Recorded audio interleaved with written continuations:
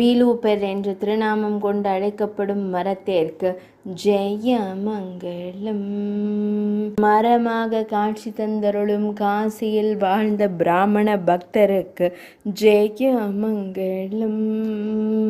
தேவி ராதையிடம் தினமும் உரையாடி ராதா கொண்டு குளத்தங்கரையில் மரமாக நின்று திருக்காட்சி தந்தருள்வதற்கு சுபமங்கலம்.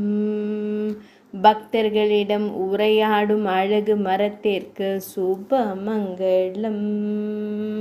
பக்தர் விஸ்வநாத சக்கரவர்த்தியிடம் உரையாடிய விருட்சத்திற்கு ஜெயமங்கலம்.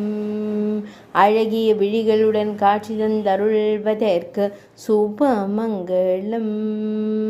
செவ்விதழ்கள் கொண்டு பக்தர்களுக்கு காட்சி தந்தருளும் அழகு விருட்சத்திற்கு ஜெயமங்கலம். அழகு விழிகள் கொண்டு பக்தர்களை காண்பதற்கு சுபமங்கலம்.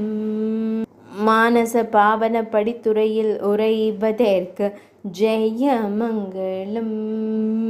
ராதா குண்டம் என்றழைக்கப்படும் குளத்தங்கரையில் அருள்வதற்கு ஜெயமங்கலம். பிருந்தாவனத்தில் உரைவதற்கு சுபமங்கலம். மத்திய பிரதேச மாநிலத்தில் அருள்வதற்கு சுபமங்கலம். கல்பக விருட்சம் என்று அழைக்கப்படும் மரத்திற்கு சுபமங்கலம்.